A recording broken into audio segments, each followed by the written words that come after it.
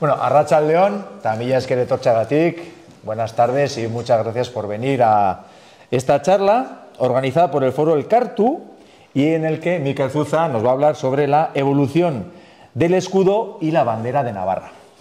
Pero antes de pasarle la palabra voy a hacer una pequeña semblanza de Mikel Zuza, que seguro que es muy conocido por todos vosotros, pero bueno, un breve apunte biográfico.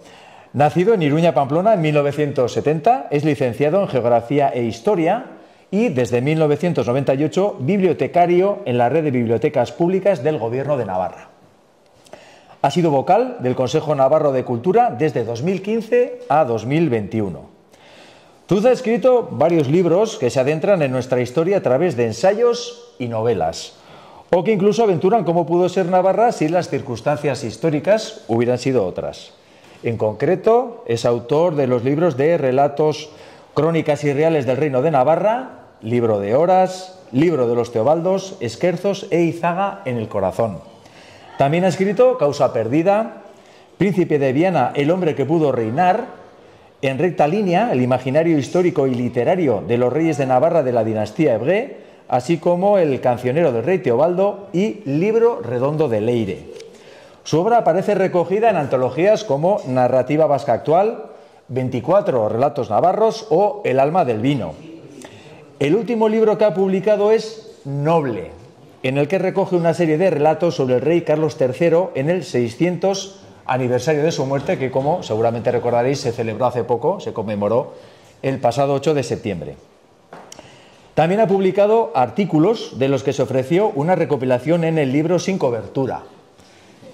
Y os garantizo que es un gran experto en numismática navarra, porque me ha asesorado alguna vez en algunos artículos y la verdad es que es un placer hablar con él sobre esas cuestiones.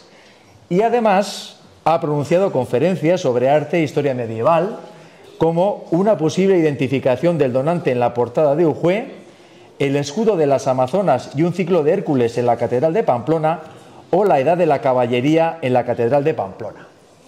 Y dentro de esa faceta como conferenciante, como os comentaba antes, pues esta tarde, y organizada por Foro Elkartu, nos va a ofrecer la charla titulada Evolución del escudo y la bandera de Navarra. Bueno, buenas tardes, arratsaldeon, Mikel. Arratsaldeon, Pello. Bueno, pues lo primero agradecerte tu presencia, que nos cuentes, pues bueno, cómo ha ido evolucionando el escudo de Navarra, la bandera. Bueno, te quería preguntar un poco, pues también en relación a ese último libro, un poco cómo has vivido esa conmemoración del 600 aniversario de Carlos III, que se hizo pues una serie de fiestas, un poco como las vivido. Pues bien, porque el personaje se lo merecía, es un rey de los que más recuerdo han dejado en la historia de Navarra y bueno, pues todas las actividades que se han hecho han estado bien y bueno, poder participar en ellas con alguna conferencia que he dado y con el libro de relatos para que se le conozca mejor, pues siempre está bien. Una dinastía a la que pertenece Carlos III, que bueno, tiene su propio escudo y ahora seguramente Mikel nos contará un poco pues cómo ha ido evolucionando el escudo y la bandera de Navarra, o sea que ya os dejo directamente con él. Muy bien. Pues mila esker, Pello, mila esker a todos por venir a esta conferencia y gracias a Elkartu por darme la oportunidad de hablar de la evolución del escudo y la bandera de Navarra.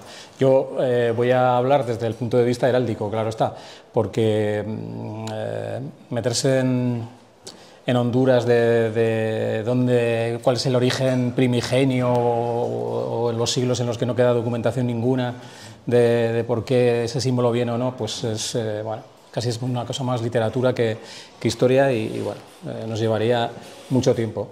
Entonces, como digo, pues si me voy a ocupar desde el punto de vista heráldico, pues lo mejor es empezar explicando el porqué de la heráldica. La heráldica es una disciplina, una ciencia, se le podría llamar, que se inicia más o menos a mediados del siglo XII. Es verdad que anteriormente se usaban señales también, signos, por ejemplo el águila romana, que nos puede sonar a todos, pero es a partir de esta época que os digo, de mitad del siglo XII, cuando de verdad los emblemas empiezan a cobrar una trascendencia fundamental. Y por ejemplo tenemos esta imagen que os he puesto, el tapí de Vallée, que es del siglo XI, o sea, es anterior a la expansión de la heráldica, podríamos decir, pero explica muy bien en estas dos escenas que os he puesto el porqué de la heráldica. En la En la de vuestra izquierda se ve como el duque Guillermo el normando, que ha invadido Inglaterra para luchar contra los sajones, se tiene que levantar en mitad de la batalla el casco porque corre el rumor de que ha muerto, y para que sus soldados sepan que no ha muerto, pues se tiene que levantar el casco. O sea, ya con un casco de estos, pues era difícil que te reconocieran. Entonces, de ahí la necesidad de un emblema que se viera desde lejos, que lo llevaban en el escudo o, bueno, luego a medida que se van en distintas superficies. Pero esa sería la razón. Y la otra razón fundamental de por qué tienen que taparse tanto es la del otro rey, el rey Harold el sajón, que por llevar un casco muy abierto, como veis, pues una flecha se le clava en el ojo y lo mata. Entonces, a partir de ahí, pues la evolución lógica es hasta llegar a cubrir el cuerpo entero con la armadura, pero sobre todo al tapar la cabeza se hace necesario un emblema que todos los participantes en una batalla pues puedan reconocer. Ese es el motivo principal de la heráldica. En Navarra, ya metidos en harina completamente, el primer rey que se sabe que utilizó un sello de validación, es Sancho VI el Sabio. En la imagen podéis ver una reproducción de su sello, porque se conserva solo la mitad de uno de los que utilizó, que ya es un milagro porque pues, es de fecha de 1193, entonces es muy antiguo. Y ahí podéis verle a caballo llevando un escudo de los que se dice de tipo normando, un escudo muy largo que cubría prácticamente desde el cuello hasta si estaba de pie, hasta los pies. A caballo, pues ya veis que le cubre también bastante parte de la pierna. Ese escudo, ese sello que también está representado en el dibujo que os he puesto, es un dibujo del siglo XVIII de Juan Antonio Fernández, que fue un estudioso de la heráldica, un estudioso tudelano, y dejó varios manuscritos sobre este tema, y en uno de ellos dibujó el sello que se conservaba de Sancho el Sabio, y ahí sí podéis compararlo. El que os he puesto yo íntegro es una reproducción, porque, como os digo, el original se conserva solo por la mitad, y aquí se veía mejor y por eso os lo he puesto. Como veis, el rey Sancho VI, pues lleva este escudo que os he dicho de tipo normando, y la decoración que lleva en él es una muy típica de la época, es una bloca que se llama, que era el refuerzo en cruz y en aspa que llevaban todos los escudos, sobre todo los escudos más lujosos, los que podría tener un rey, y por lo tanto los autores que se han ocupado de este escudo concretamente, pues no le dan valor heráldico. Opinan que Sancho el Sabio, que reinó entre 1150 y 1194, pues no habría tenido un emblema heráldico, lo cual le haría muy distinto al resto de los reyes de los distintos reinos hispánicos, de León, de Castilla, de Portugal, de Aragón, que en esa época ya todos tenían un emblema heráldico. Y a mí siempre se me ha hecho raro que un rey como él, como Sancho el Sabio, que se preocupó mucho por destacar la condición regia de Navarra, porque Navarra era un reino que estaba siempre con el miedo de que en cualquier momento se lo repartían Castilla y Aragón. El papado mismo no le reconocía la condición de rey a Sancho el Sabio. Entonces siempre me ha extrañado que él no cuidara el detalle heráldico, el detalle que le representaba como rey. Así que yo voy a daros una hipótesis mía de qué podría representar ese escudo, que es una más de todas las hipótesis que se han dado sobre este escudo, pero bueno, esta es la que os voy a dar yo, quedaros con lo que queráis. Esto que veis aquí es un cómic que tenía yo de pequeño y cuenta una historia que yo pensé que era un invento, pero luego la llegué a encontrar en la crónica del obispo Jiménez de Rada, que os sonará el nombre, era un navarro, pero estaba al servicio del rey de Castilla. Pues hace una crónica histórica y cuenta que Sancho el Sabio, es algo completamente histórico, en un momento dado se lanza a recuperar las tierras castellanas y riojanas que habían sido de Navarra hasta el siglo XI y que habían sido ocupadas por Castilla. Entonces se lanza a recuperarlo y llega casi a las puertas de Burgos. De hecho, llega hasta el monasterio de Cardeña, que es la escena que se ve representada ahí en esa imagen, y en Cardeña, que es donde estaba enterrado el Cid Campeador, le salen los frailes al encuentro llevando la bandera del Cid, el escudo del Cid, que por si no lo sabéis alguno, era el bisabuelo de Sancho el Sabio. El Cid campeador siempre se habla de él como una especie de héroe de la hispanidad y todo esto, y bueno, pues cada uno hará pensará lo que quiera, pero resulta que era el bisabuelo de los reyes de Navarra, el bisabuelo de este rey de Navarra en concreto. Era el abuelo de García Ramírez y era el padre de la mujer, de la mujer del padre de García Ramírez, era el infante Ramiro, que también estaba enterrado en Cardeña, por cierto. Así que cuando Sancho el Sabio llega allí y le salen los frailes con el emblema de su bisabuelo para que no lo saquee, pues efectivamente el rey de Navarra pues les dice que no lo va a hacer y les devuelve todo lo que pues el ganado que han saqueado sus hombres, y además les da una limosna fuerte para que digan misas por su bisabuelo, que es, como os digo, lo que sale en esta escena.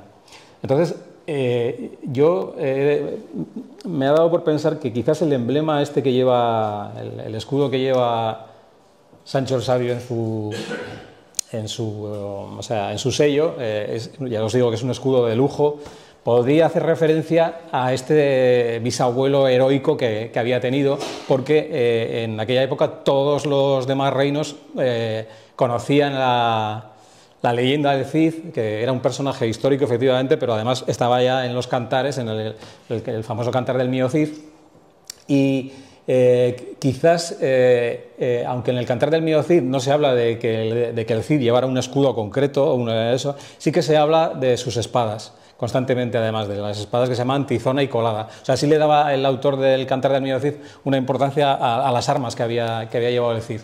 Entonces, quizás entre sus coetáneos y las generaciones que vinieron justo después, pues sí que se conocía que había tenido un escudo muy particular, y quizás Sancho el Sabio pues hizo uso de él. ¿Por qué pienso eso? Además, pues, por esta historia que os he contado de que respetó el sitio donde estaba enterrado su bisabuelo, pues porque en las otras imágenes que veis ahí que os he puesto en la misma diapositiva es un fragmento de las crónicas históricas más antiguas de Navarra, que están insertas en el Fuero General de Navarra.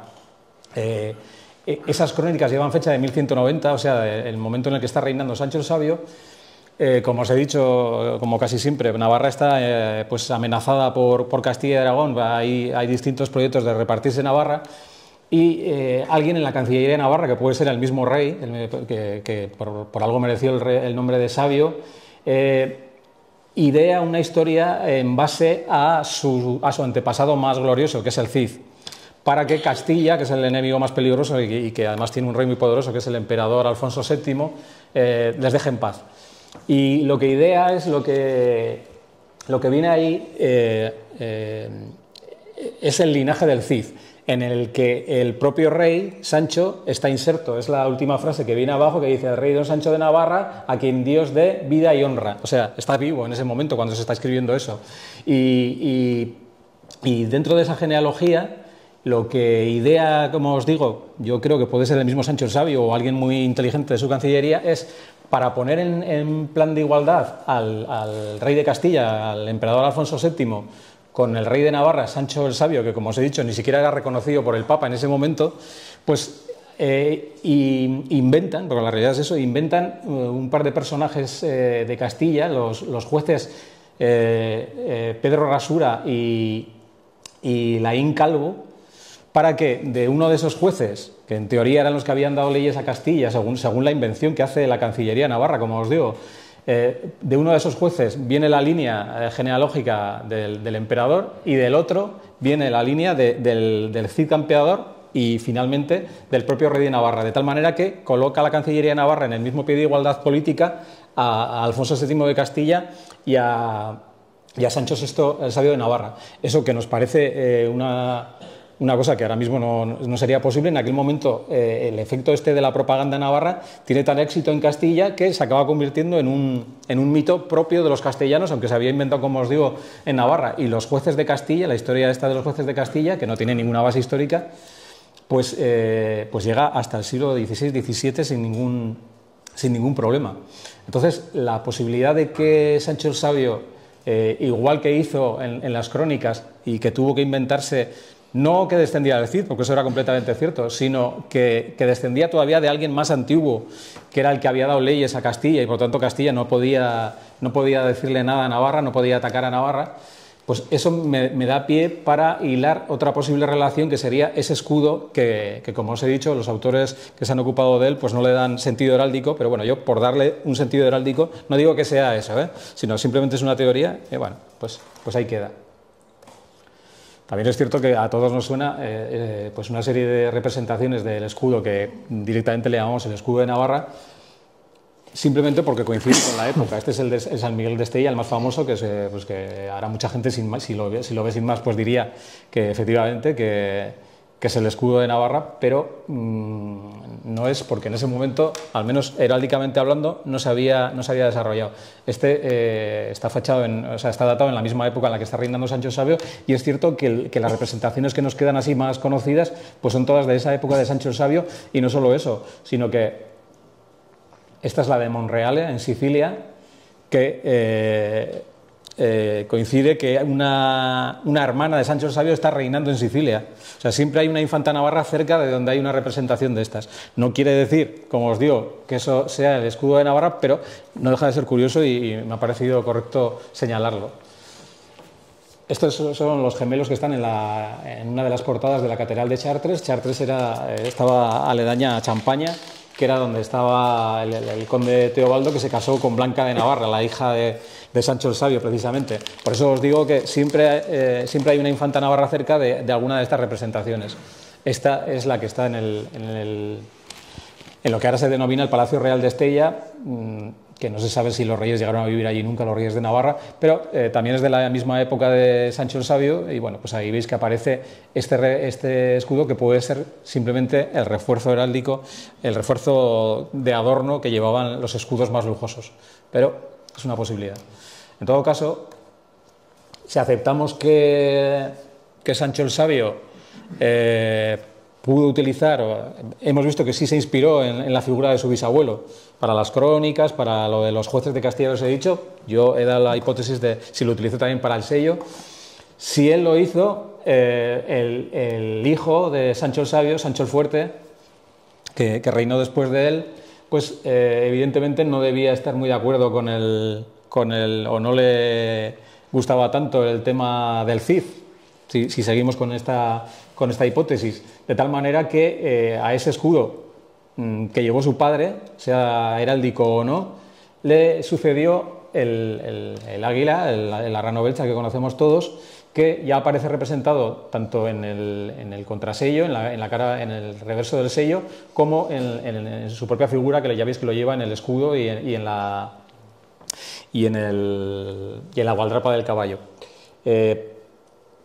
Este signo, el signo del águila, parece que viene de la abuela de Sancho el Fuerte.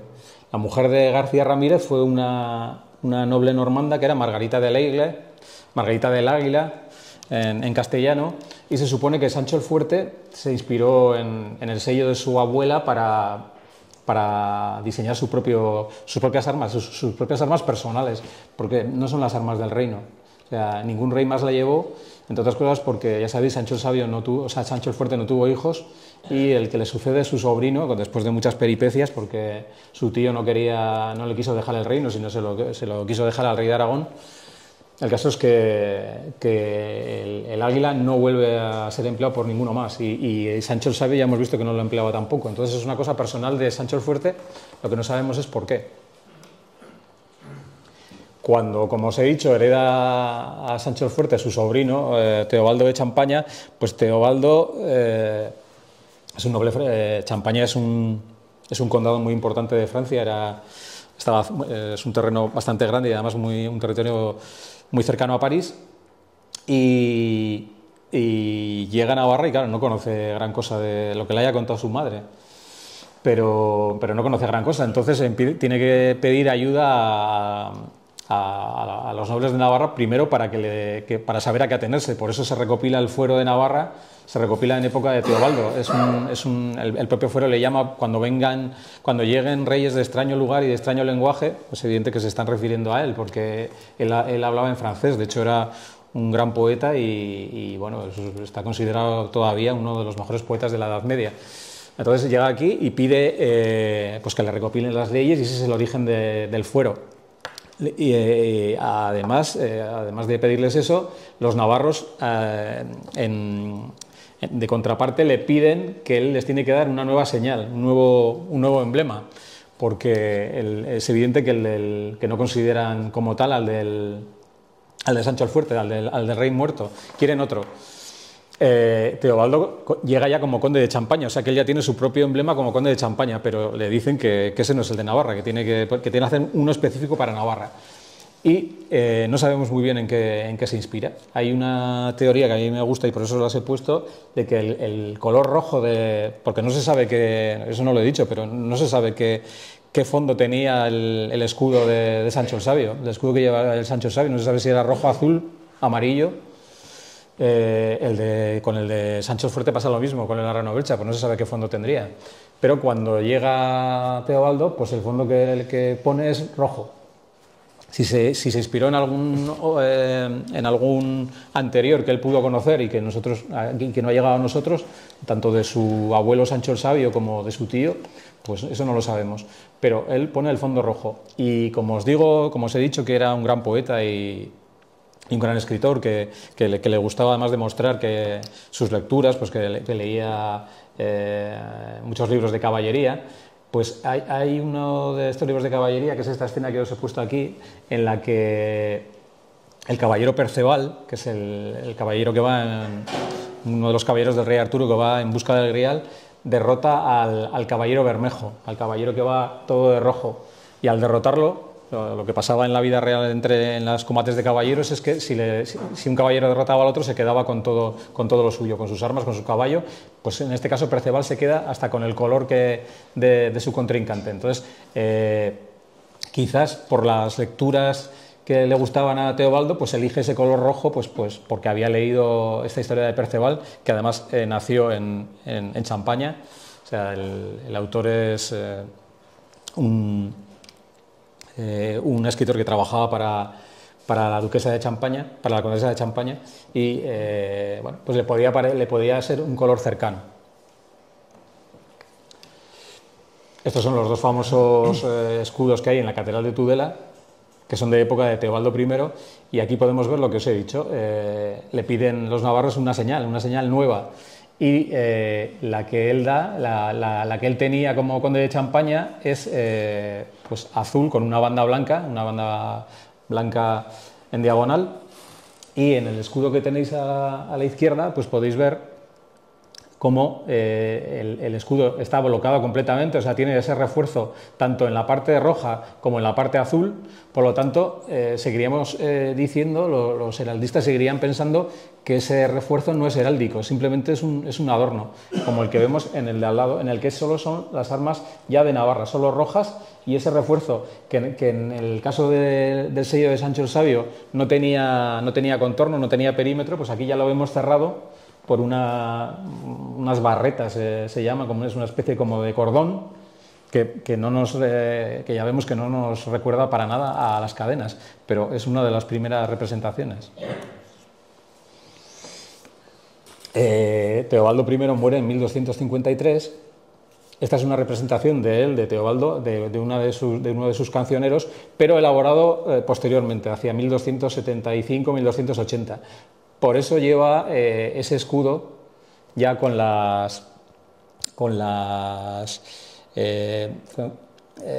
el carbunclo besanteado, se llama en terminología heráldica medieval. O sea, la cruz y el aspa con el contorno cerrado, pero además con una serie de... Los besantes eran las monedas bizantinas, entonces pues, para la terminología heráldica son como monedas, esos nudos que se ven ahí. Como os digo, esto no se produjo en tiempo, este cambio en el dibujo no se produjo en tiempo de Teobaldo I, aunque aquí está representado él, porque el cancionero como os digo, es de 1280. Ese cambio se produjo en tiempos de su hijo, Teobaldo II, que empezó a reinar en 1253, reinó hasta 1270, y que en que es su gran sello, es una reproducción, no es el original, pero bueno, es muy fiel. Lleva ya, pues ya lo veis ahí a caballo, y lo lleva el emblema ahora ya heráldico, no hay ninguna duda, porque también aparece en la gualdrapa del caballo, que es el carbunclo besanteado. El carbunclo para la mentalidad medieval, que es como se va a denominar las armas de Navarra durante toda la Edad Media, era una joya que se ponía, que en teoría se ponía en el medio de lo que es el escudo, y era una joya que emitía luz, de tal manera que como irradiaba luz, pues irradiaba luz hacia arriba, hacia abajo, hacia los lados y en diagonal, y esa es la explicación que le daban. El primer monarca que le pone los besantes, los globulillos esos que van a tener las representaciones del escudo de Navarra durante toda la Edad Media, pues es Teobaldo II. Y como os digo, pues hay docenas de ejemplos que os podía haber traído. Por ejemplo, os he traído esta, que es de 1276, que es el libro de Guillén Annelier sobre la guerra de la navarrería, en el que en la portada pues aparece ya el escudo de Navarra en 1276, o sea, a 6 años de haber muerto Teobaldo II, pues ya aparece con la representación que os he dicho de pues el carbunclo besanteado con las bolitas, para que entendamos, todas así, esa es la representación. Este es un libro importantísimo para la historia de Navarra, que lo suelo decir siempre, pues desgraciadamente está en la Real Academia, en la biblioteca de la Real Academia de la Historia en Madrid, y bueno, pues allí es uno más entre 300.000 libros, y este libro debería estar aquí. Desgraciadamente apareció en la biblioteca del monasterio de Fitero a mitades del siglo XIX, y bueno, pues no se sabe muy bien qué, aunque sí creo que se puede saber bien, acabó en Madrid, y allí sí, y vamos, si yo pudiera y tuviera responsabilidades culturales en el gobierno de Navarra, lo pediría cada mes que lo mandaran aquí. Pero bueno, como os digo, se podían poner docenas de representaciones. Os he puesto estas dos porque son más curiosas que las demás que se pueden ver. Esta, la que tenéis a vuestra derecha, es pues el escudo de Navarra en la viga de la iglesia de Zunzarren, en el valle de Arriasgoiti. Es una viga armoriada que en esa época debió ser muy común, pero ahora en Navarra no nos queda más que esta. Entonces tiene distintas representaciones de escudos, entre ellos el de Navarra, como veis, y es muy curiosa.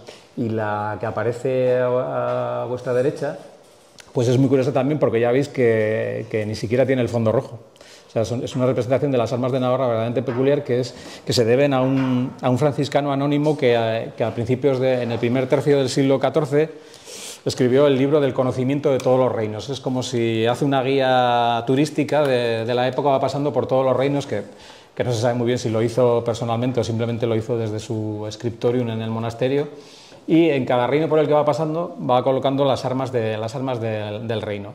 En el caso de Navarra, por los demás reinos por donde va, en Francia, pues explica, sale el dibujo y explica, pues es de color azul y tiene 3 flores de lis, que era como era el escudo de Francia. Cuando pasa por Castilla, pues dice, pues es un cuartelado con castillos y leones. O sea, pero cuando llega a Navarra, pues ahí no sé si lo veis muy bien, dice el rey de Navarra lleva por señal estas que se siguen. O sea, no sabe ni lo que representa, entonces ya dice, estas que se siguen, las dibuja y a correr. Entonces ni siquiera tiene un fondo rojo, ya veis que tiene un fondo blanco, y bueno, pues vemos que queda bastante peor que sin el fondo rojo. Y podría seguir poniéndoos ejemplos no tan peculiares como estos, pero eso, durante todo el siglo XIII y gran parte del XIV. Prefiero dar un salto hasta la época de Carlos II, ya de Carlos II de Navarra, que empezó a reinar en 1350 y que murió en 1387, y cuando murió cedió su corazón al santuario de Ujue, que era su iglesia favorita, ¿no? Y bueno, pues estos reyes de la dinastía de Ebre, como descendían directamente de los reyes de Francia, y de hecho en el caso de Carlos II debería haber sido él rey de Francia, pues se enterraban de la misma manera que los reyes de Francia. Se paraban en 3, se enterraba el cuerpo, se enterraban las entrañas y se enterraba el corazón. En el caso de Carlos II, como perdió sus aspiraciones al trono de Francia, pues tuvo que refugiarse en Navarra, y su último testamento pues está referido exclusivamente a Navarra. Por lo tanto, deja su cuerpo a la catedral de Pamplona, las entrañas se las deja a Roncesvalles y el corazón se lo deja a Ujue. Y el caso es que el corazón está allí, pues él muere en 1387 y enseguida lo llevan allí. Y años después pasa su hijo, Carlos III, y lo ve, le parece que no está muy bien expuesto el corazón, lo ve como abandonado allí en una esquina, y para que mueva devoción, pues ordena que se haga una caja, que es esta que vemos aquí y que ahora está expuesta ahora mismo en el archivo de Navarra, esta caja para el corazón de su padre, en el que, si nos fijamos bien en la parte de delante, que es aquí, aparece dibujado el corazón, evidentemente, que en origen iría dentro de la caja, y aparecen dos escudos de Navarra, se ven bien claros ahí, dos escudos.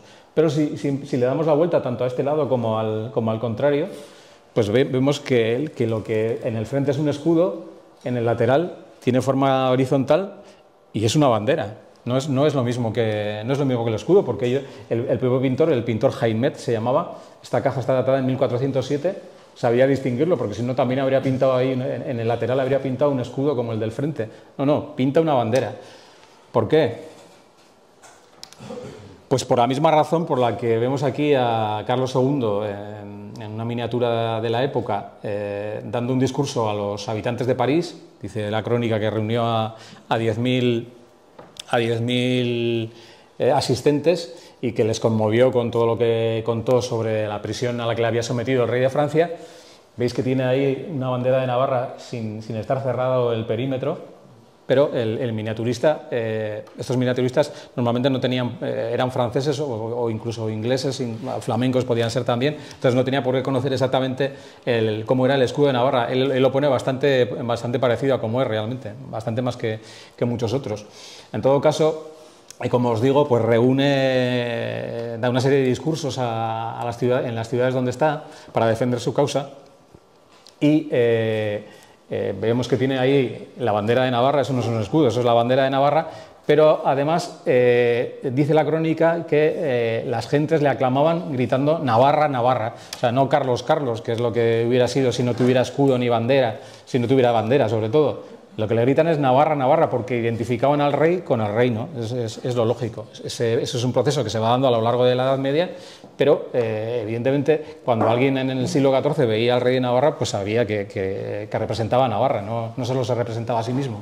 Y estas aclamaciones que os digo de Navarra, Navarra, pues lo subrayan. Carlos II tiene la curiosidad también de que fue el único rey de esta dinastía que se atrevió como os he dicho, a defender sus derechos al trono de Francia, y en algún momento muy concreto, a finales de la década de 1350, pues estuvo cerca de conseguirlo. Pero ¿cómo define esa lucha por el trono francés heráldicamente? Pues lo define con este escudo que vemos aquí. Aquello es el mismo escudo, pero pintado, para que veáis la diferencia de colores. Este escudo está en Ujue, como os he dicho, en su santuario favorito, y es la única representación física, quitando algún documento, que queda de esa reclamación al trono de Francia, porque los reyes de Navarra debían llevar, que descendían de los reyes de Francia, como os he dicho, podían llevar las flores de lis, pero debían llevar una diferencia, que se llama, que en el caso de los Evreux era una barra roja y blanca. Y Carlos II, para representar que él es el rey de Francia también, además del de Navarra, lo que hace es quitar esa barra roja y blanca y deja solo las flores de lis. Las flores de lis en solitario solo las podía llevar el rey de Francia. Entonces es la representación de sus aspiraciones políticas más fuertes, y como os digo, pues solo nos queda esta. Quizás hubo más en Francia o en los dominios normandos que tuvo, pero ahora no queda ninguna, solo queda esta, y bueno, pues es un tesoro heráldico. Esta es otra representación que me ha parecido bien poneros, que es un mensajero, es un dibujo sacado de uno de los libros de Comtos, en el que se ve cómo llevan la cintura, los mensajeros llevaban una señal de dónde venían, pues en este caso de Navarra, y lleva ahí el escudo de Navarra, el escudo del rey, para que quien lo va a recibir sepa, quien en otra corte extranjera, por ejemplo, pues sepa de dónde viene. Pero la evolución principal de lo que os he dicho que todos consideraban, y en todos los armoriales de la época, las recopilaciones de escudos que hacían los heraldos, pues denominaban las armas de Navarra como carbunclo besanteado, como os he dicho. La evolución, el inicio de la evolución de ese carbunclo besanteado a lo que conoceremos como cadenas, la dio Carlos III. Carlos III el Noble, el que bien ha dicho Pello, pues del que este año se cumplen 600 años de su muerte, del que este mismo año se ha conocido, a ver, porque lo tengo que leer exactamente para que no se pierda, este documento tan particular que descubrió el profesor José Marcos García Isaac en el archivo de la Corona de Aragón, en el que la duquesa de Gerona, que era la infanta heredera de Gerona, en septiembre de 1386 le manda una carta a Carlos III diciéndole: muy querido primo, en estos lugares hay muchos caballeros y escuderos que desean formar parte de vuestra empresa y divisa de la cadena. Por lo cual, muy querido primo, os rogamos afectuosamente que queráis transmitirnos fielmente dicha empresa, con la copia de sus capítulos y ordenamientos, de manera que podamos entregárselas aquí a aquellos que mejor nos parezca. O sea, ya veis, se sabía que fue en la corte de Carlos III donde se dio este cambio que os he dicho, donde se inició el cambio de la consideración del carbunclo a las cadenas. Lo que no se conocía es que había sido tan pronto, en el sentido de 1386. Todavía no es rey de Navarra. Ese mismo año, a finales el 1 de enero de 1387, morirá su padre, de tal manera que él todavía no es rey, es príncipe. Por eso puede hacer este tipo de empresas. ¿Qué era una empresa? Y la empresa y divisa de la cadena. ¿Qué era una empresa en esta época? Una empresa en esta época era una manifestación de un voto caballeresco. Quedan testimonio de muchos personajes, reyes o príncipes o nobles, que hacían el juramento, para que nos entendamos, el juramento de llevar durante un tiempo algo que le distinguiera, una argolla en el brazo, una argolla de oro, normalmente una argolla de oro en el brazo, una cadena en el cuello, algo que le distinguiera para expresar así el amor a su dama. En este caso, vamos a suponer que esta empresa estaba hecha para expresar el amor a la reina Leonor, a su mujer. En ese caso, la divisa de la cadena haría referencia tanto al amor que tenía por su mujer como a las armas propias de su reino. Él era el príncipe heredero, pues por donde iba mostrando sus emblemas.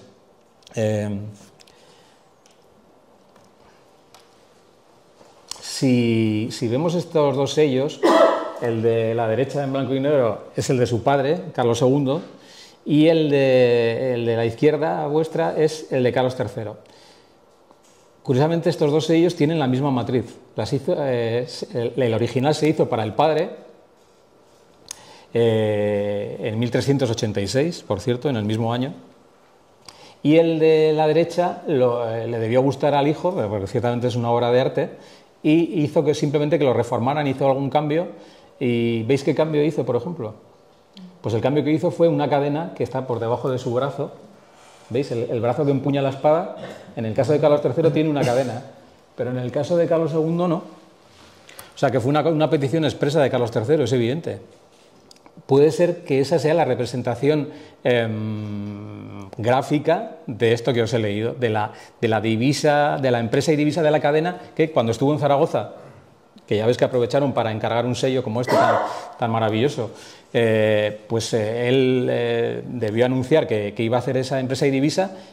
No le dio tiempo porque mientras era príncipe podía hacer estas cosas de retar a otros caballeros a combatir, pero un rey ya no podía hacer eso porque no podía poner en peligro su vida con una cosa como esta, pero el príncipe sí podía hacerlo. Entonces, como veis, coinciden las fechas, coincide el lugar, Zaragoza, y en los cambios que hace en estos sellos, que es lo más gráfico que podemos ver. Este sello se puede ver ahora mismo también en la exposición del archivo, pues veis que tiene la cadena.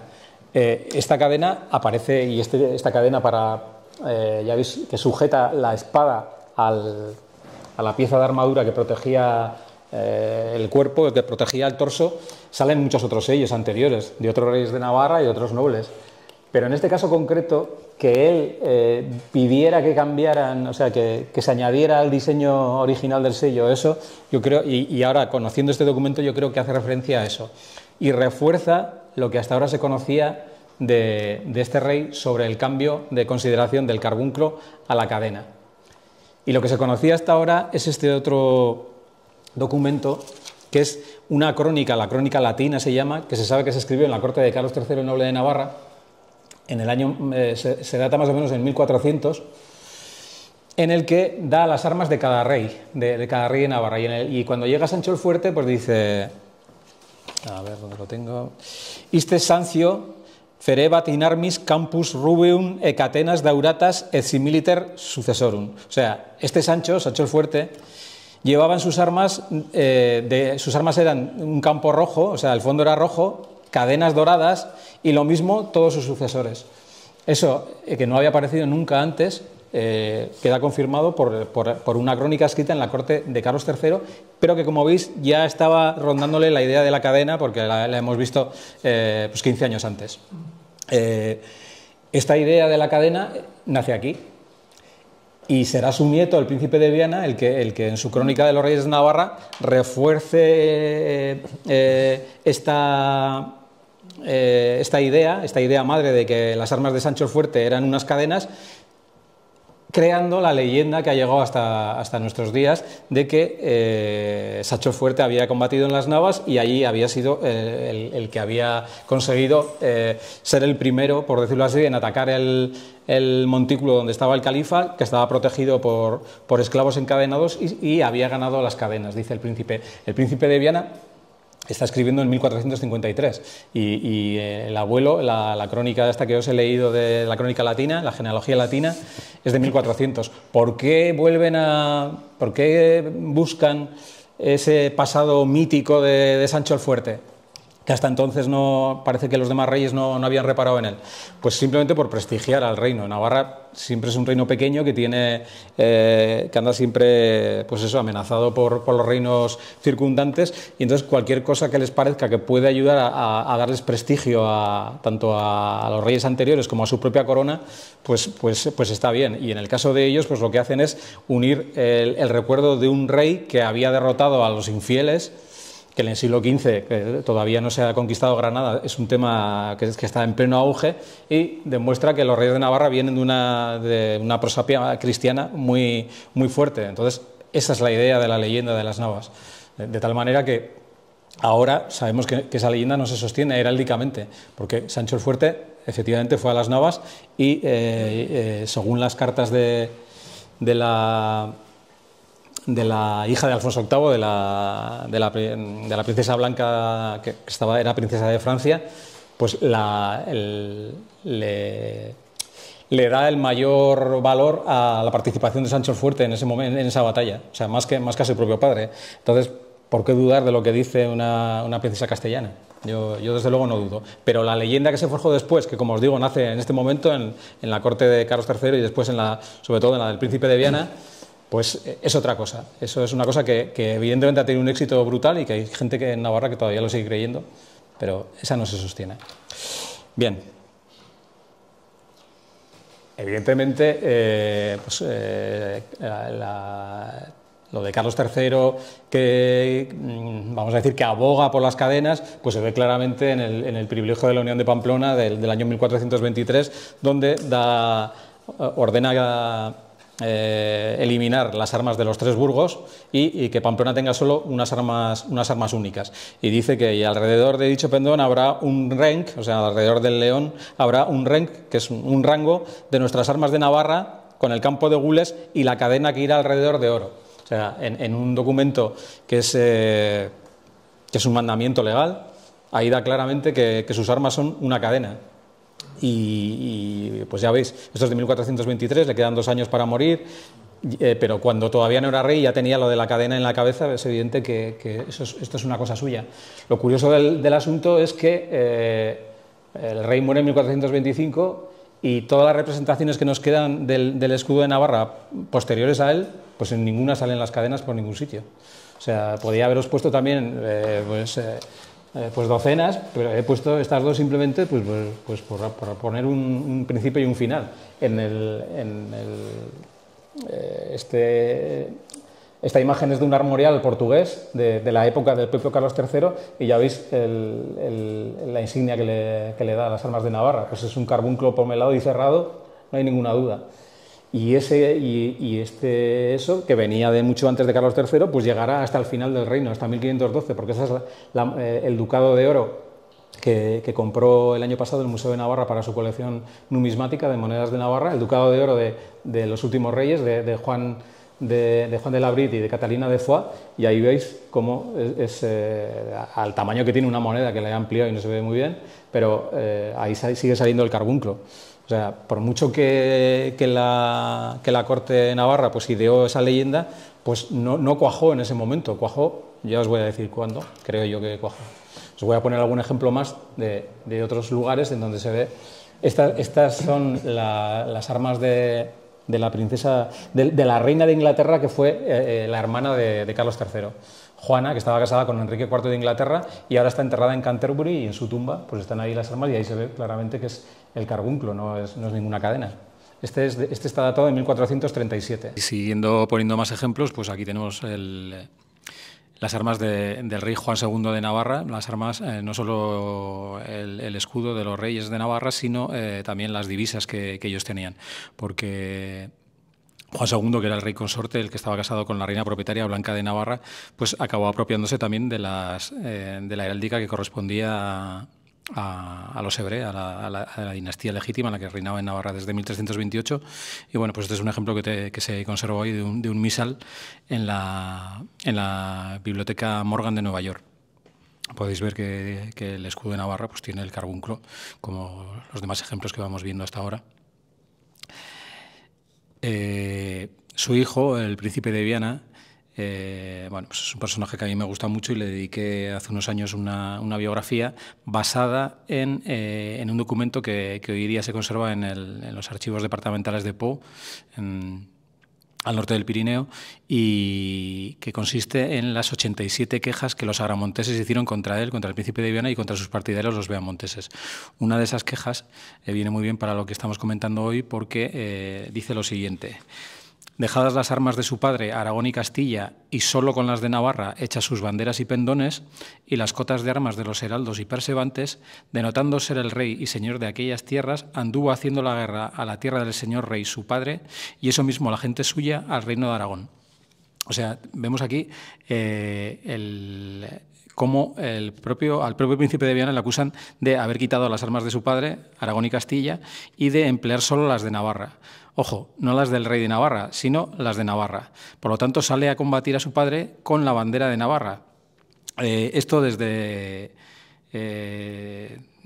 hay muchos autores que no lo aceptan. Dicen que probablemente el autor de esas líneas, de esas quejas, pues no utilizó los términos adecuados al utilizar la bandera de Navarra. Pero claro, desde 2025, desde el siglo XXI, ¿quiénes somos nosotros para decirle a alguien que escribió en 1455 y que por lo tanto conocía el ambiente caballeresco y la heráldica, la enorme influencia de la heráldica en ese mundo, para decirle que se equivoca? Él utilizó la terminología que sabía que sus contemporáneos iban a entender, que es la bandera de Navarra. Por lo tanto, en esta nueva diapositiva, pues es una recreación de esa queja que os he leído.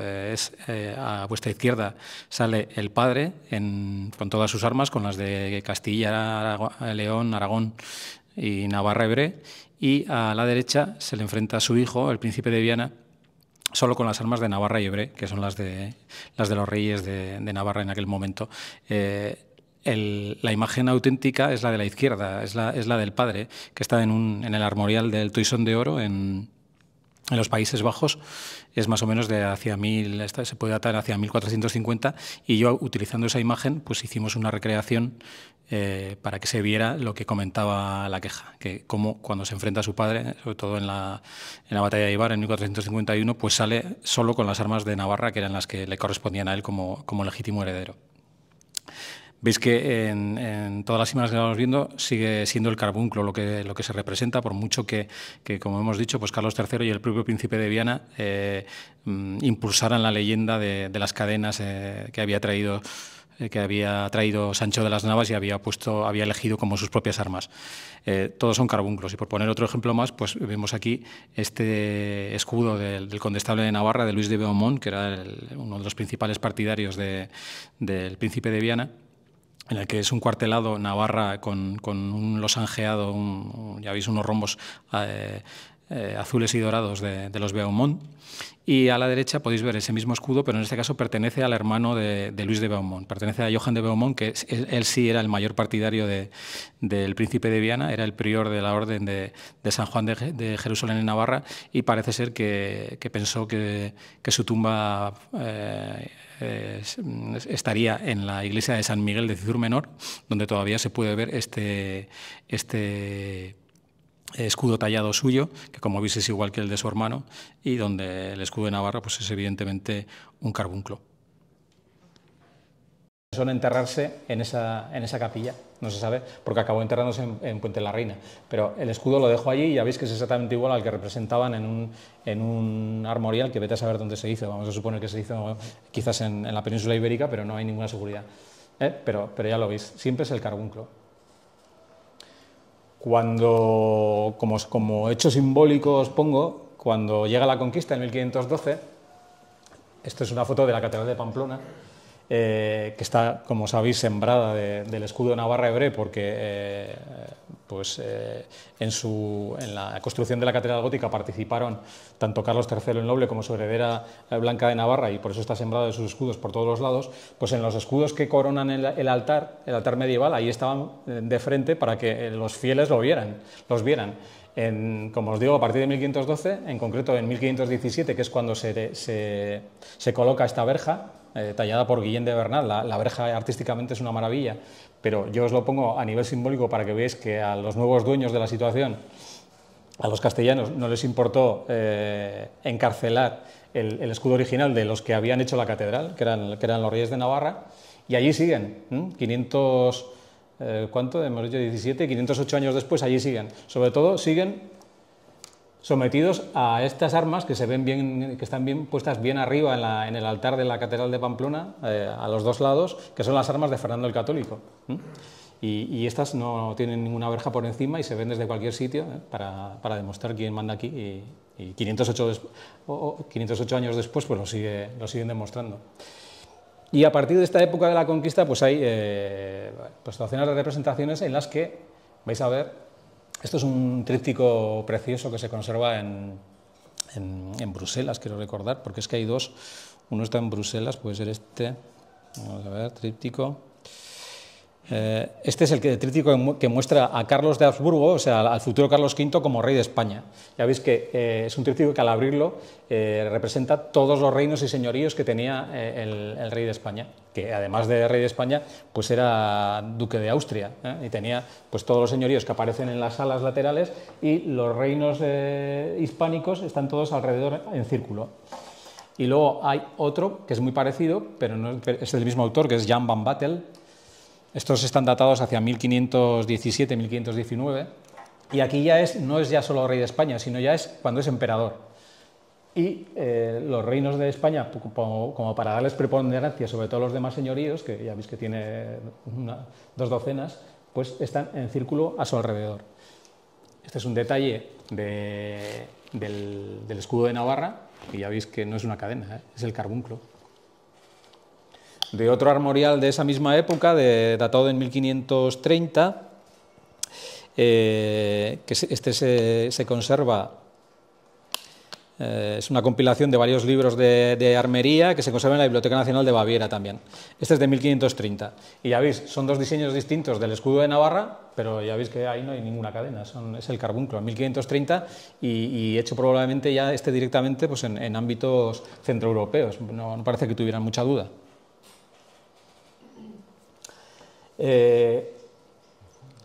Hace unos años un autor publicó un artículo diciendo que había descubierto que la bandera de Navarra había surgido en 1556 para la proclamación como rey de Felipe II de España, que aquí era Felipe IV de Navarra.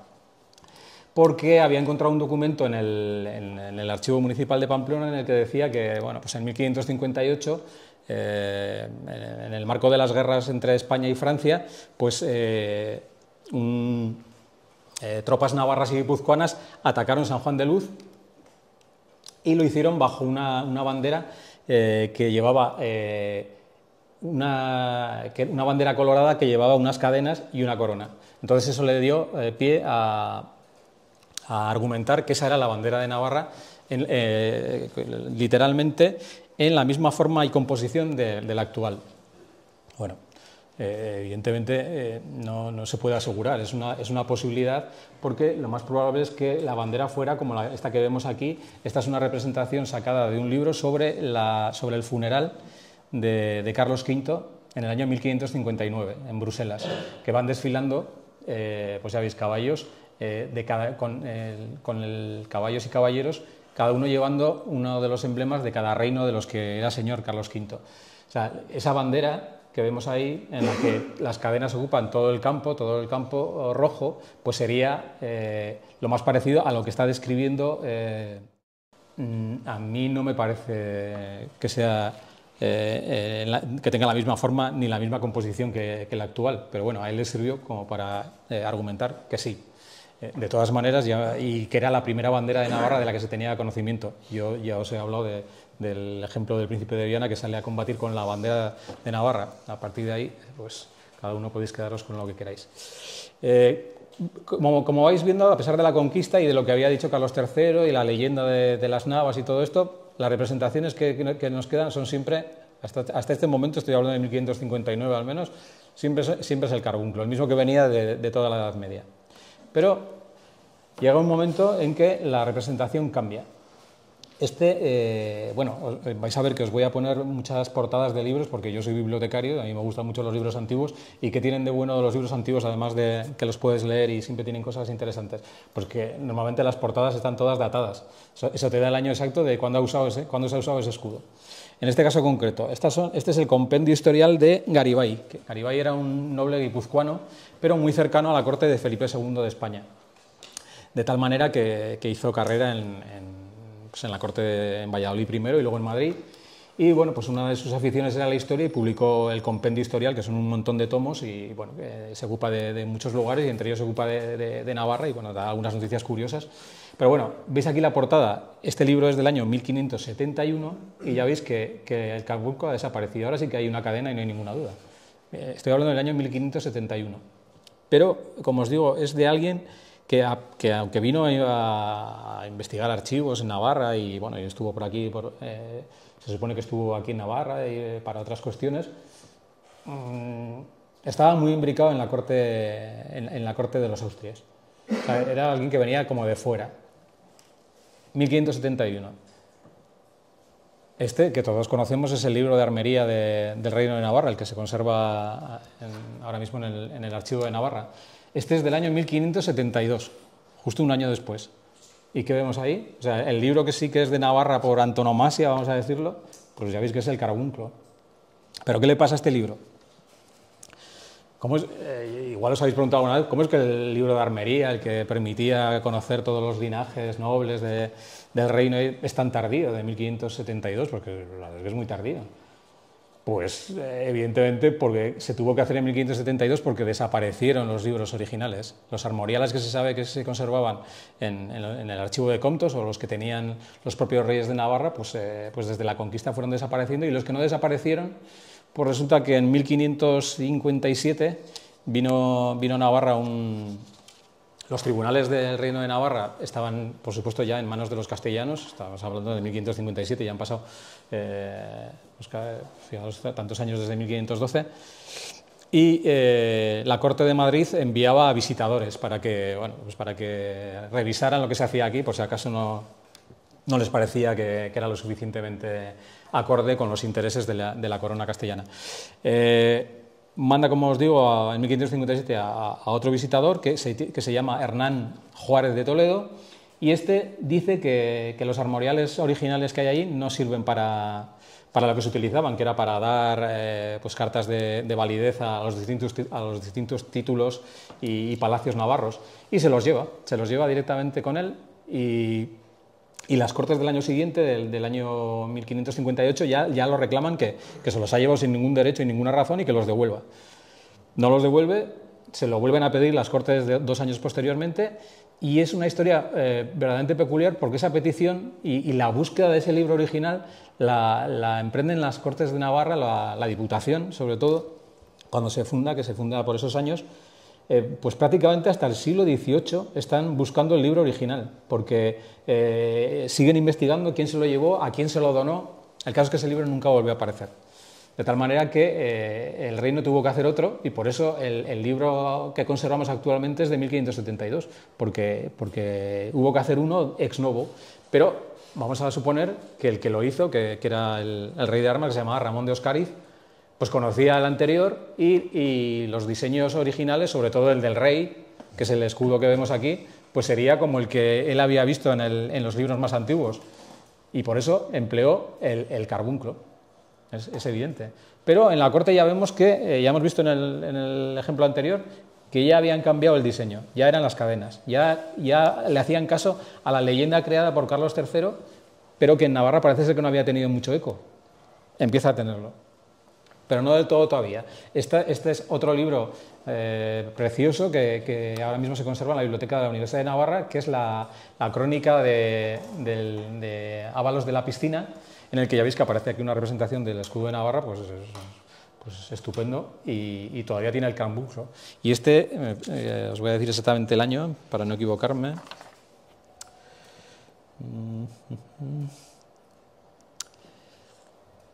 Bueno, pues 1592. 1592. Bien.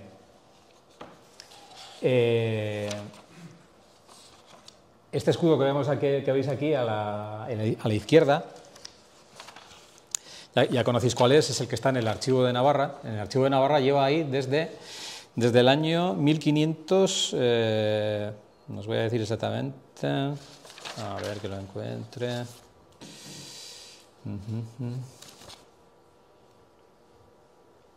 Desde el año 1592. ¿Por qué? Porque en 1592 Felipe II y su hijo, el futuro Felipe III, pues deciden emprender un viaje a Navarra y Aragón para que el príncipe heredero jure los fueros de Navarra. Entonces se alojan, evidentemente, en el Palacio Real, en lo que había sido el Palacio de los Reyes de Navarra, que ahora es el Archivo, en Navarrería, y para halagarle, las autoridades deciden trasladar ese escudo que vemos ahora, que estaba en el Castillo Viejo. El Castillo Viejo que estaba en la Plaza del Castillo, pero no era el castillo que dio nombre a la Plaza del Castillo desde el siglo XIV, sino era el castillo que salió el perímetro, estaba más cerca de Diputación que el otro, que estaba cerca del Choco, entre el Choco y la Perla. Entonces, en ese segundo castillo, vamos a decir, era donde los castellanos pusieron las armas imperiales, porque estas son las armas de Carlos V, y cuando en 1592 viajan a Pamplona Felipe II y el futuro Felipe III, pues le ponen en el palacio donde se va a alojar, trasladan el escudo y lo colocan donde está ahí, y ahí sigue desde 1592. Son las armas del emperador Carlos V. Como os digo, en 1592 el príncipe heredero, el futuro Felipe III, jura los fueros, y como veis en el libro que se saca para conmemorarlo, que se edita en Pamplona, en el año 1593, o sea, al año siguiente, ya aparecen bien claras las cadenas. Por eso creo yo que el inicio fuerte de la representación de las cadenas pues viene impulsado desde la corte de Madrid. Porque hemos visto el ejemplo de Garibay, pero vemos sobre todo que es cuando el rey está aquí, que solo pasa unos días. En el escudo del padre podéis ver Navarra con el carbunclo todavía, pero él ya pone las cadenas. No sabemos muy bien la razón por la cual, porque bueno, pues hay que ver que Felipe II, pues por ejemplo, pues ya sabéis, luchó, sus ejércitos lucharon en Lepanto contra los turcos, y el ejemplo de los reyes en las navas de Tolosa, pues podía ser le podía ser más cercano. Bueno, el caso es que es ese momento, 1592, en el que yo creo que nace la verdadera fiebre por representar las cadenas. ¿Pero es una cosa solo de los castellanos? Pues no. Ya veis aquí este libro francés que se titula Las Crónicas y Anales de Francia, que es del año 1610, que es justo el año en el que fue asesinado Enrique IV, Enrique III de Navarra, fue asesinado en este mismo año. Y este libro, que habla pues, de Francia y en el que aparecen los escudos de Enrique III de Navarra y IV de Francia, pues ya veis que, siendo un libro francés y estando editado en Francia, pues aparecen las cadenas. Es justo esos momentos en los que parece ser que ellos mismos no saben muy bien. Bueno, habrán visto ejemplos de esa misma época pues, que les llegaban desde el sur del Pirineo y pues nosotros hacemos lo mismo. Este es un libro de 1614, o sea, apenas 4 años después, pero ya publicado aquí. Son las leyes del Reino de Navarra, hechas por las Cortes, o sea, publicadas por las Cortes de Navarra, y ya veis que ahí están las cadenas. O sea, parece ser que se ha impuesto por fin las cadenas, a partir de esta fecha de 1592 que os he dicho. Pero Francia, pues volvemos a lo mismo. Este libro es de 1628, se titula Le Blason des Armoiries, o sea, el escudo de las armerías, por traducirlo literalmente, y ahí veis que bueno, pues la representación también son las cadenas. Este es de 1628. Pero entonces, ¿qué ocurre? Pues que un autor de Zuberoa, es Arnaldo Llenart, publica en 1638 este libro. Es un libro muy grueso y muy curioso de leer, que es Notitia Autrisque Vasconien, o sea, es una especie de compilación de historia sobre lo que sería todos los territorios vascos, los del sur y los del norte, y él es un erudito que cuestiona la leyenda de las cadenas, que en Navarra estaba, ya habéis visto, completamente asentada. Ya todos los que escribían en Navarra daban por cierto que el escudo de Navarra venía de las cadenas de las Navas de Tolosa que había conquistado Sancho el Fuerte. Él, en esta página concretamente, pues ya veis que dice que no, que de eso nada, que lo de las cadenas, lo dice literalmente además, es una frase muy... Él dice, las cadenas es un invento reciente, de no más de 40 años. Esto es, la década de 1590, la del libro que os he puesto de Felipe II. Él, desde Francia, ve bien claro que esto no tiene nada que ver con el escudo que aparece representado en todas las armoriales antiguos y que aparecía hasta ese año. Y además da la fecha, 40 años de acá, o sea, en la década de 1590. ¿Qué le provoca eso al pobre Llenart? Él sigue queriendo publicar libros de historia y en un momento dado pide permiso para viajar a Pamplona, a la Cámara de Contos, que es la que tiene el mejor archivo, para investigar allí pues, los asuntos que estuviera interesado. Y el padre Moret, que es el autor de los Anales de Navarra y que es el culpable de que la leyenda esta de Sancho Fuerte y las cadenas de las Navas se haya llegado hasta nuestros días, pues hace un informe negativo para la Cámara de Contos y le dicen que no se les ocurra dejarle entrar aquí a este porque no cree que Sancho el Fuerte que al rey de Navarra haya puesto las cadenas sobre su escudo. Y efectivamente la Cámara de Contos se mete un informe y no le dejan venir a Llenart, a pesar de que ahora sabemos que él es el que tenía razón, Llenart es el que tenía razón y el padre Moret no, al menos en esta cuestión. Pero como es de la que estamos hablando, pues esa es la que eso. Ya os digo, esto es 1638. Por no poner solo libros, pues un testimonio bien claro. Esta es la moneda a la que nos referíamos antes, con Pello, que el año pasado se subastó y acabaron pagando 800.000 euros por ella. Es la moneda más impresionante de todas que se acuñaron jamás en Navarra y se supone que solo se acuñó una, esa, esta que vemos aquí en la imagen que se sacó para la subasta. Igual que los libros, las monedas, bueno, sobre todo si están tan bien como esta, también conservadas, pues vemos que tiene la fecha, 1652. Esta fue una especie de desagravio que hizo el rey Felipe IV de Castilla, que aquí era Felipe VI de Navarra, al reino por una serie de contrafueros que había cometido y entonces ordena acuñar una moneda de oro es el último rey de Navarra que acuña una moneda de oro, tampoco había habido tantos, pero este es el último, y se supone que solo acuña esta. Entonces, para que veáis que eso, a pesar de que él era la representación, él era el rey de España, o de las Españas, le decían entonces, pues el escudo que muestra la moneda es un carbunclo, y es de 1652, o sea, no son las cadenas, pero ya van a ser excepciones, porque a partir de esta, sobre todo del siglo XVII, de finales del siglo XVII, las cadenas van a quedar al sur del Pirineo, se van a representar siempre, y el escudo de Navarra al norte, porque los reyes de Francia eran reyes de Francia y de Navarra y aparecía siempre el escudo, en el norte siempre va a ser el carbunclo, le van a hacer caso a llenar en su país. Pero estos son más libros para que vayáis viendo. Pues este es los anales del Reino de Navarra del propio Moret, y ahí ya veis bien claro las cadenas. Estas son del año 1684. La primera edición de los Anales de Navarra es de 1684. A partir de estas fechas, de finales del 17, es cuando las cadenas pues se quedan. El escudo de Navarra se representa siempre en la Navarra peninsular de esta manera, y al norte se representa como carbunclo. ¿No? Este es otro libro que son la compilación, creo, recopilación de las leyes de las Cortes de Navarra del año 1735. No hay duda que son cadenas, y esto lo usan los propios navarros, lo usa la Diputación, lo usan las Cortes, o sea, no es ninguna obligación, no te lo imponen, lo usan porque les parece, ellos están orgullosos de la leyenda, o sea, no lo consideran la de las Navas una leyenda, lo consideran como un timbre de gloria para Navarra. Este es la novísima recopilación también de 1735, y en cambio aquí, pues ya veis que, por la razón que sea, pues optan por un carbunclo, en el mismo año. Pero esta es una excepción, a este lado del Pirineo.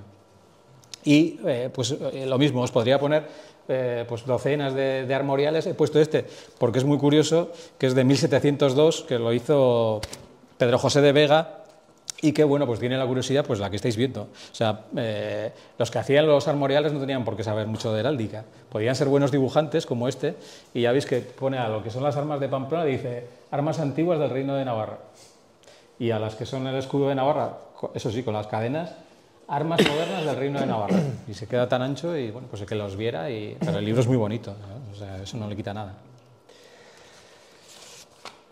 Y por poner un ejemplo verdaderamente delirante, es el de, en 1786 hay un autor, o sea, ya veis, justo a las vísperas de la Revolución Francesa, hay un autor francés que se titula, o sea, que se llama Mathieu Chignac de la Bastide, que publicó un libro, en realidad era una traducción de los comentarios de Julio César, pero le debió parecer poco y añadió un prólogo titulado Disertación sobre los vascos.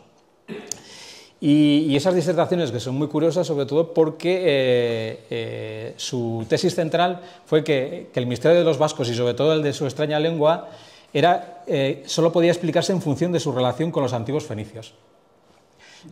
Porque decía que los fenicios habían instalado una colonia en esta zona, en este territorio, en el territorio donde se hablaba todavía el euskera en el siglo XVIII, y que de ahí la complicación. Y daba una serie de ejemplos para demostrar por qué lo decía, de distintas palabras que eran igual en euskera que en fenicio. Y una de las que está de triste actualidad, es Gaza, que dice que en euskera Gaza es pues salina, un lugar de sal, y Gaza pues es la ciudad que está en lo que él consideraba Fenicia en aquel momento, ahora Palestina, pues él consideraba Fenicia.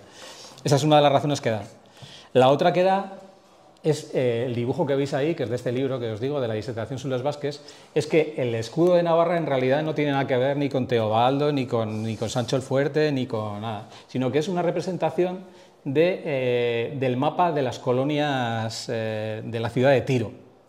La ciudad de Tiro sería la central y emitiría los rayos como un carbunclo hacia las colonias que iba instalando por todo el Mediterráneo y hasta llegar aquí. De tal manera que en algunas de las representaciones hay hasta 36 colonias. Y eso les sirve a él para decir que los niños fenicios aprendían la localización de las distintas colonias pues jugando a esa especie de tres en raya que muestra el dibujo. De tal manera que si hacemos caso a este señor, a Chignac de la Bastide, pues esa representación que vemos ahí, que es la del pórtico de San Esteban de Usa, ya sabéis, ahí en la trasera de San Cristóbal, pues sería una de las representaciones más antiguas del escudo de Navarra. Según lo que dice él, claro, pero claro, hay que creer que venimos de Fenicia. Y ya voy terminando.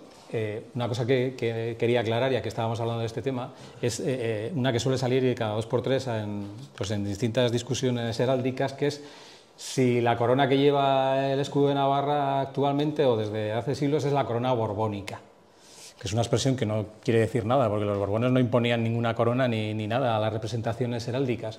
Esta que veis aquí es está sacada del diccionario heráldico de Fatás y Borrás, de arte y de heráldica, y muestra las distintas coronas que existen para la heráldica. La real, que es esta segunda que aparece ahí, porque la primera es la papal, la real ya veis que está cerrada. La heráldica es una disciplina con las normas muy rígidas, y desde el siglo XVII y XVIII sobre todo, que es cuando se establecen esas normas, cuando se hacen los tratados más fundamentales, pues todavía es más rígida, de tal manera que en ese momento, cuando se hacen, como os digo, en el siglo XVIII, la corona que llevaban los reyes era una corona cerrada, a pesar de que la que habían llevado antes era abierta, como estas que vemos aquí. Pero a partir de ese siglo XVIII, sobre todo, incluso un poco antes, pues la corona que representa al rey y al reino tiene que ser cerrada. Por eso, en el escudo de Navarra actual aparece eso, aparece simplemente representado que era un reino, pero no que era un reino borbónico ni una imposición de los borbones que llegaron con Felipe V y estas cosas. Eso no tiene ninguna base histórica, simplemente es eso que os digo. Otra cosa es que en 1910, cuando la Diputación, embebida en los fastos, porque muchas veces se olvida, al hablar de la bandera de Navarra y de que fue de 1910, se olvida en qué contexto surgió esa bandera. En 1912 se iba a celebrar el 7º centenario de la batalla de las Navas de Tolosa. Y aquí en Navarra se seguía creyendo a pies juntillas, tanto los sabios, como estos que vemos aquí, Campión, Altadil y Olóriz, como quien no supiera. O sea, gente que no sabía leer sí conocía la leyenda, porque se la habían metido durante siglos, de que Sancho el Fuerte había ido a las Navas y había conquistado las cadenas, y las cadenas las había puesto en su escudo y todo eso. Entonces, como os digo, se organizaron grandes fastos, además con mucha antelación, para 1912, que iba a ser el 7º centenario de la batalla de las Navas, y en ese contexto es cuando la Diputación encarga a estos 3 sabios, efectivamente, que hagan una bandera de Navarra.